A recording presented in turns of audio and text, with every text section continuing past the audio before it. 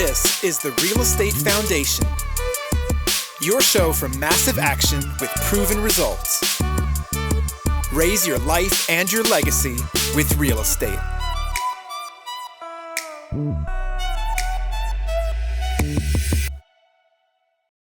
Are you ready to take your multifamily game to the next level? Well, you need to join us October 12th, Saturday, October 12th, for our one-day multifamily foundation workshop. We're going to bring it to you live. We got a list of 15 speakers. They're going to go through the process of everything it takes to get your mind right, get the deal right, learn the terms, understand the markets, learn how to find the deals, learn how to underwrite the deals, learn how to put your team together, everything from property managers to brokers to insurance companies. Beyond that, what's the proper way to raise funds for a deal and how to close a deal and what to do after you take over a deal. So it's going to be a huge event. It's going to be awesome for you to join us. Got a great space. It's going to be here in New Jersey, in Springfield, New Jersey. Of course, it's going to be a one-day event, but we got everything packed in from 8 a.m. to 7 p.m. Right now, if you put in the code workshop, you're going to get a special discount. And again, that code is workshop. You need to go to multifamilyfoundationworkshop.com. Again, www.multifamilyfoundationworkshop.com, and go fast because we've sold a ton of tickets for this. I actually was able to get a bigger room, but that's filling up quickly as well. So again, www.multifamilyfoundationworkshop.com, put in the code workshop. There we go. Got that down. And look forward to seeing you so we can all take massive action together. You're doing great, and we are super excited for today's show. We're going to have some multifamily action coming back at you, which we know you love. We have Lennon Lee on the show. Hey, Lennon, how you doing? Jason, how's it going, man? Excited to be here. Good. Well, it's awesome to have you. And here's a lot more about Lennon. He's the founder and principal about BLD Capital Group, a boutique investment firm focused exclusively in multifamily real estate. Alongside his investment partners and investors, he has been involved in the acquisition of over 1,500 units of multifamily real estate with an approximate market value of $150 million. A full-time investor based in Miami, Florida, Lennon is also the founder of the Multifamily Investing Club, a knowledge-sharing and networking community providing an educational and relationship-building platform for local multifamily real estate investors. Co-host of Se Habla Real Estate, the first ever real estate investing podcast in Spanish, author of the Passive Multifamily Real Estate Investing ebook, and he was born and raised in Venezuela and moved to the U.S. in 2010. Yeah, you got so much going on. This is awesome. So, were you investing in real estate before you moved into the U.S., or what was the point that you jumped in and why? In the U.S. real estate, a year before. So we bought some property here in the United States. When I say we, that's my family, mom, dad, sister. We bought a few properties, condos specifically here in Miami, where I'm based. That was in 2009. So great timing. But then in 2010, we moved to the United States. And we've been here ever since. Well, I've been here ever since. They're in Panama, actually, right now. Sure. And so in terms of you jumping in, do you still invest with your family today in some capacities, or are you doing it all secular? Yes, 100%. So my approach to investing and the actual, the company's approach to investing, it's always been from that family perspective, LP, passive income generating philosophy of investing. And we decided that our vehicle to achieve that was going to be multifamily. And yes, we're still deploying the family's capital into all the deals that we do, even if it's our own deals or deals that we partner up with other operators or deals that we just do as LPs, and that's it. So yeah. See, I love that. I actually had someone on the show the other day, and he said, we always think about the deal as whether we put my mom or mom's money into the deal, but you're actually doing that. So it's a great way for you to give you good hindsight on what deals you want to be involved in. Yes. So looking at your business today, talk to us about what you're doing, what you're working on. So what we do is strictly, like you said, specifically multifamily acquisitions. We buy apartment complexes, and we do so by partnering up with some of the best operators, top operators that we have built a relationship with out there. And we also do our own deals. So we recently closed our first Florida acquisition earlier this year. That's our own deal with a couple partners, and we're asset managing that deal, operating it. So we took that from scratch, build relationships in the market, build the team, and now we're, raise the capital, and then we close on the deal. Now we're managing the asset and everything. But it's a combination of both. The way I like to see it, like I said before, I'm an investor first. I'm a passive investor first, and I just see a lot of value in building a network of the best operators or the best partners that are experts on the asset class that I like, the asset class that I trust that has the potential long term. So I diversify within markets and within operators, right? So the company is built around that philosophy. So if you want to see it, the way I see it is, now we are another operator in our curated network of operators. So that's kind of what we focus on right now. And when you're looking for operators, what are some of the key factors that goes into it, saying that I want to work with this certain operator? Man, to me, it boils down to the integrity of the group, the company, the person that you're investing with. If I trust that they say if I trust that they're going to do what they say they're going to do, then I'm ready to invest. The deal comes after that. The market comes after that, because ultimately, I was talking to a potential investor yesterday, actually, and I was telling them that, like, listen, if you don't think I'm telling you the truth, like if you don't think I'm being 100% honest in terms of everything that we're talking about, the numbers, the way I'm presenting the investment or anything, then you shouldn't be investing like anytime soon. Whenever you feel that I'm real, that I know what I'm doing, that I know what I'm talking about, but most importantly, that I'm going to do what I'm telling you that I'm going to do, then, that's going to be when you're ready. If not, then don't do it, because to me, that's all that matters, because ultimately someone can come here and present to you some good numbers, some good pro formas and good returns for your investments, etc. But they might be cooking the numbers. You don't really know. Like, you have no idea, honestly. And you're not going to have control over anything in the deal if you're going to be a passive investor. So you might as well, go blind if that's the case. So obviously you want to know the investor, the operator has a track record that they can, you can get referrals or people that, have worked with them in the past, talk to them, etc. The basic stuff. But the personal relationship, the personal trust that you have in that person or that group company, it's everything.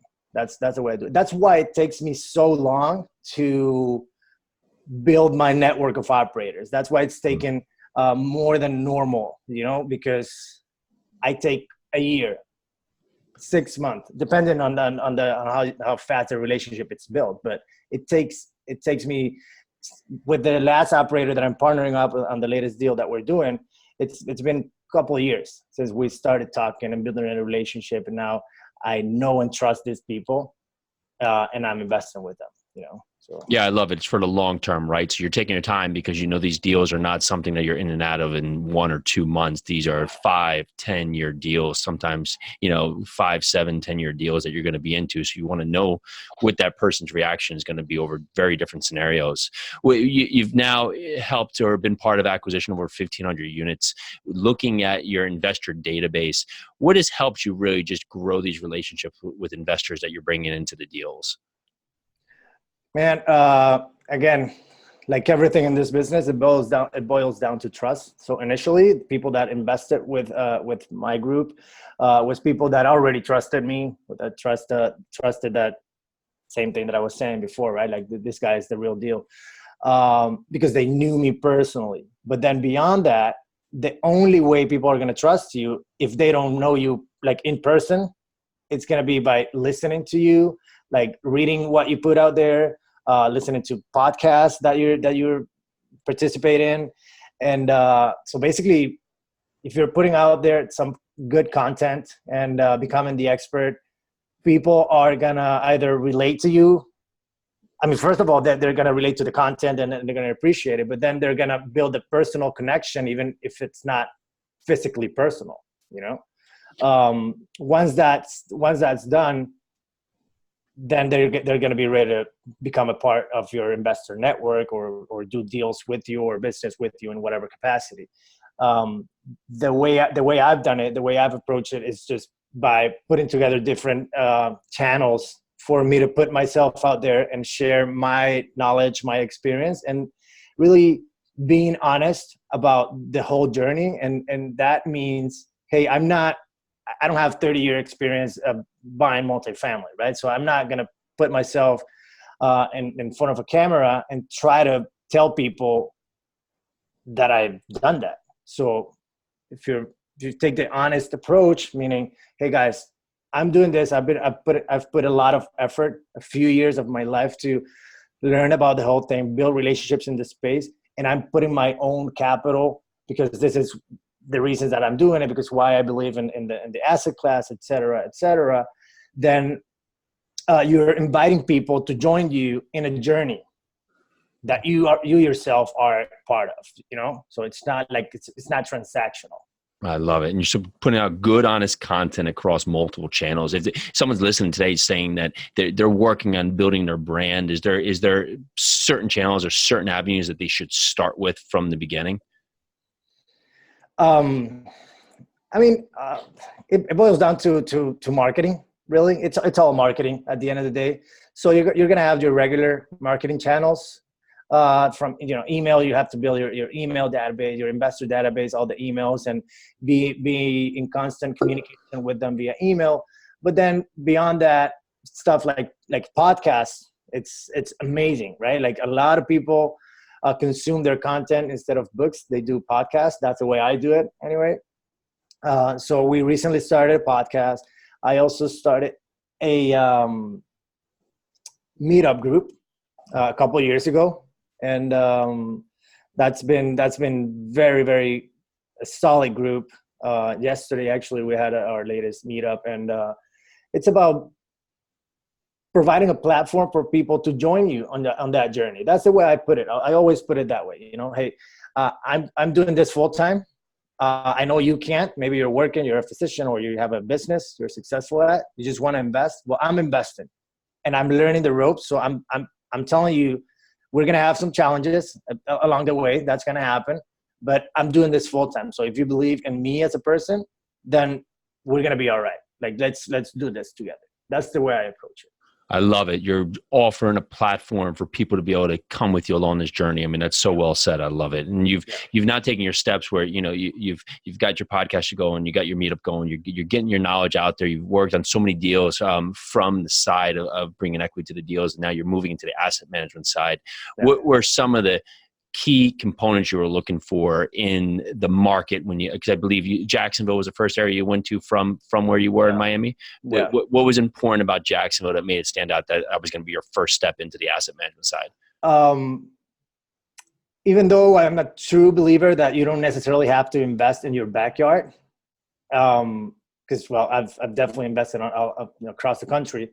But for this particular approach, where we were going to do all the asset management and build the team, et cetera, we did want a market that was going to be driving distance. It's like 4.5 hours from Miami. So, it's right there, really. And I don't mind the drive. So that was one thing for sure. But most importantly, really, it's just the way the market was growing.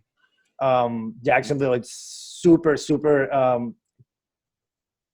it's a market that I think has a lot of potential, and the reason is like it has a super great numbers in terms of people moving into the Jacksonville area, Florida in general, right? But Jacksonville is one of the markets that is actually getting a lot of millennials moving. Actually, one of the stock markets in Jacksonville it's the stock market or the area that it's receiving more millennials in the country.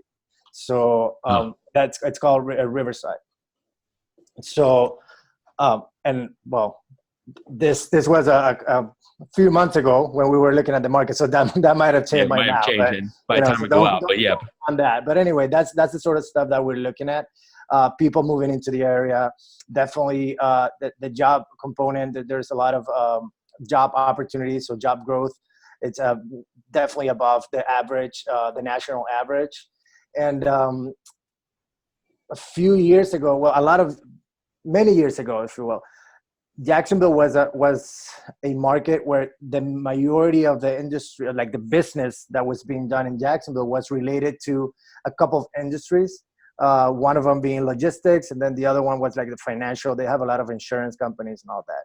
But now it's well diversified across different industries. There's no one industry. I think that the one industry that has the majority of the total share, they're at like 24% or so. So we want to have that, because obviously you don't want a market that it's all dependent on one particular industry, because that one, if that industry takes a hit, then the whole city is gonna be affected. So that's the way we look at markets. And honestly, then it goes a little bit, once you go into the market and you immerse yourself in the area, then it's about understanding the dynamics of the actual market. Once you're there, understanding how it changes from one sub-market or one neighborhood to the other. But that's a little bit deeper once you actually decide that's the market that you're going to target. Yeah, I love it. So, and the property that you guys are working on now, talk to us about it. So how'd you find it? How'd you fund it, and what are you doing with it now? Yes, we found the property through a broker relationship. The type of deals that well, you know this for sure, but the type of deals that we do, 100 unit plus apartment complexes, 90, close to 100% of the deals are all done through brokers in the market. So broker relationships are paramount, like totally key for our business. So we did spend a lot of time talking to brokers in the area. So we once we decided that we were going to do Jacksonville, then we started talking to friends and colleagues in the industry that had done deals in Jacksonville, or that had some contacts or even family in Jacksonville, to start making some introductions for us. Obviously, if you come well recommended, that helps to start a relationship with this broker. So a lot of the, I would say like 4 or 5 top brokers in the area, we had people that knew them and that knew us, so they made the introduction, and we focused on going there in person, meeting with them several times, and I'm talking 4 or 5 times before we even actually started to look at deals. So it's just more on the personal side, like going to lunch and understanding their take on the market as a whole, etc. And then eventually, that one of the brokers had a deal in the market, and he showed it to us. We had built a solid relationship, and the broker actually put in a good word with the seller for us. So we got a good one. I love it. It's all about the personal approach. And I mean, that's from your investors to your deals, right? 5 times into the market before you're even looking at deals. And it's no wonder that the broker knows that you guys are committed, because you haven't just run in there and say, hey, show me what you have, and take a look at it, and now you're out. You've been there 4 or 5 times, create that relationship, really show them what you want and that you're going to be keeping the company, or whether you got a deal now or later. So, I mean, that's great. And that's exactly what people listening should do. This is not a quick play. You're not just going to jump in and find a multifamily property, second you show up. It's going to build those relationships, because the broker, they want to sell. I mean, that's how they make money. They want to sell deals, but they want to know that you are confident and can commit and can close a deal, because they don't want to put their name out there and say, hey, go with this buyer, and ultimately the buyer can't perform. So I couldn't agree more. Like, definitely it's there's nothing quick about anything really in this business. I think patience is the asset, really, not the real estate. What's the repositioning plan with the property now? So we're planning. The property is located in a great location. It's a Class B market for sure. It's actually to the east of one of very affluent areas in the river in Jacksonville, and but the property has definitely been neglected, not necessarily physically, but the tenant base, it's not quite there to the level of the market. But then also that's because the product wasn't there, right? So what we're doing is bringing the actual product as a whole, like the exterior renovations and interior renovations to 75% of the units or so, to bring it up to the level of the submarket where it's located. Really, it's like a major component. It's the rebranding that we're doing, putting in a new name. Actually, the property is located like in the border of 3 neighborhoods, one of which is the one that I mentioned before, very affluent. And we actually selected the new name related to that neighborhood, which is Lakewood. Nice. So we called the property Lakewood Oaks. And now it's not like it's definitely a marketing play, right? Like you have a property that it's physically located in between the 3 markets, so it's not like it's in one market more than the other, right? So you have the option to select, okay, what name do you want to use? And when people go to internet, gonna search for properties in the area, for apartments in the area, there's a couple properties that are they're more expensive than we are, and slightly better located because they're actually in the middle of the submarket. But then we're in the border, but we have the same name. I mean, we have the Lakewood name in the actual name. So when people go to internet, they don't really know that, right?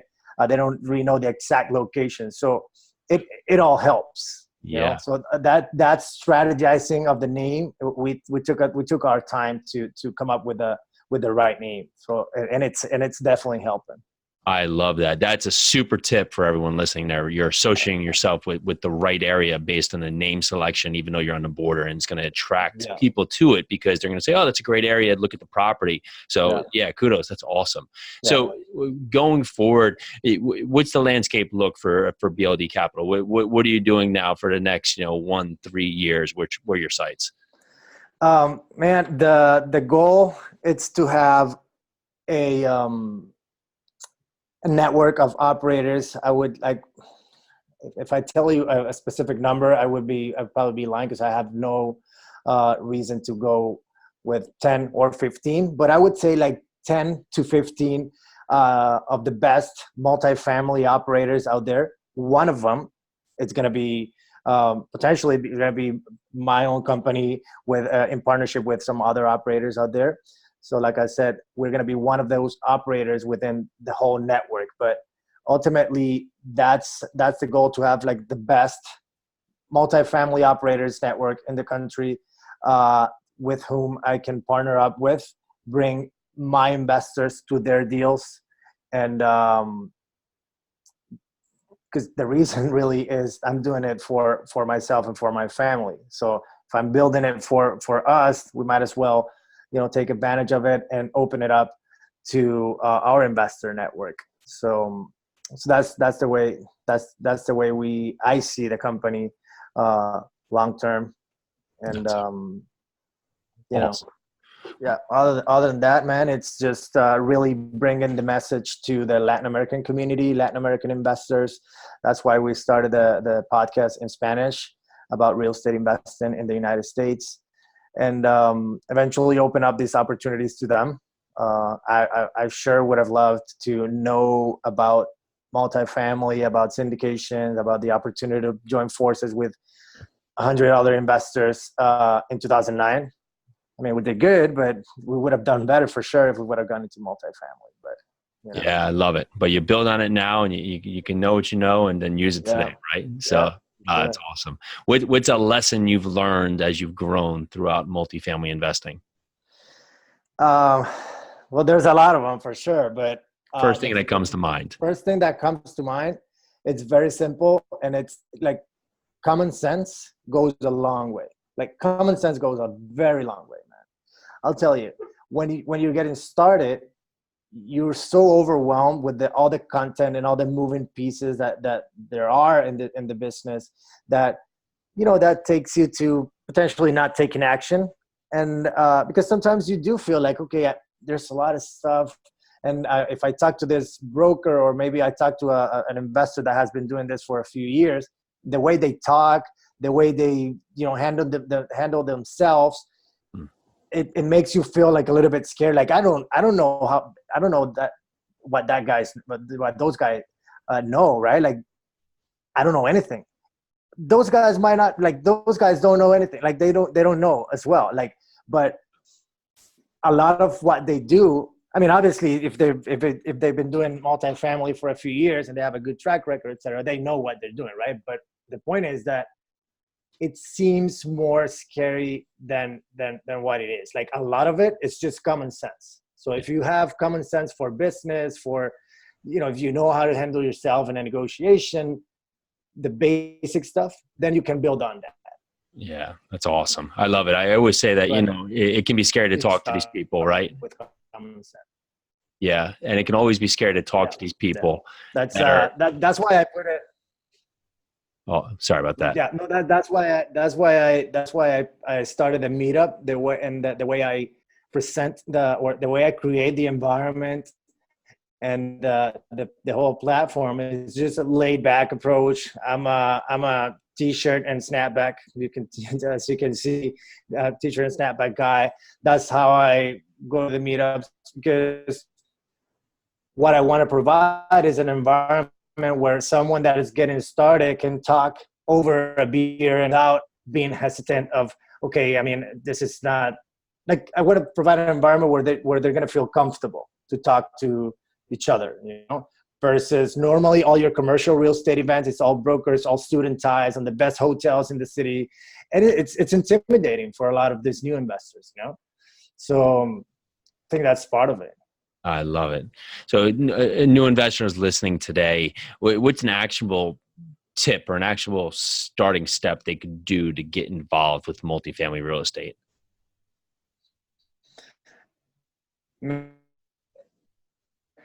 One of them, it's I pay for coaching. I'm a true believer and joining forces with the people that are doing what you want to do at the highest level. And if you need to pay for that, awesome. If you can work for them for free, then just go for it. But and now that I'm saying that, a lot of people say, hey, go work for free, and that's great. That could be a lot of value for someone like you or me. But please, guys, be thoughtful. If you send an email to Jason going like, hey, Jason, I want to work for you for free. I do everything. I'll do whatever it is. You let me know if I can. Well, right then you're putting the pressure on Jason, right? Like, because now Jason needs to figure out, okay, I don't know you. Like, what are you good at? Like, I don't know what I'm missing. Maybe if you take your time, go to my website and understand maybe that there's some design stuff that needs to be improved, and you're good at designing, then that's it. That's your entry card. So be thoughtful when you're going to offer your free services or free time to someone like that's going to be a more experienced investor. That's so well said, right? Because you think, like, if you're going to want to bring value to someone, give them an option of what you can do, and don't blanket it with, hey, Lennon, I want to come help you. And then Lennon's stuck trying to find out, okay, well, now I got to give these guys a job. What do I need to do here to figure it out? So, and you feel bad, right? Like, because you want to answer, they're offering, free, their time and their free services. And it's like, okay, you want to take advantage of that somehow, but like now I have all the pressure to figure out, where can I fit? Where can you fit in? What are you good at? So I need to go back to you, ask you all the questions, and think about the whole thing. I don't want to be doing that, So awesome tip. Well, Lennon, this has been awesome. Thanks so much for coming on the show. For people listening, what's the best way to find out more about your company and connect with you? The company, well, you can go directly to the website, which is bldcapitalgroup.com. And to contact me, the best way, it's through Instagram. I'm very, very active on Instagram. The handle is the Multifamily Investor. So you can't miss it. Yeah. And I think that's probably the best way. The company's email that I'm always on top of that email, it's contact@bldcapitalgroup.com. Awesome. Well, Lennon, thanks so much for coming on the show. This has been awesome, man. Learned a ton. Thank you. Thank you, Jason. Excited to be here, and I guess we'll we'll repeat this sometime in the future. We certainly will. Well, this is Jason with the Real Estate Investing Foundation podcast. Thank you to all you guys out there listening. Thanks to Lennon for coming on the show. Really awesome value, everything you need to know about getting started in multifamily, growing the trust you want to grow around you, and why you take that step to getting in the process. All right. Have a great day. Bye now.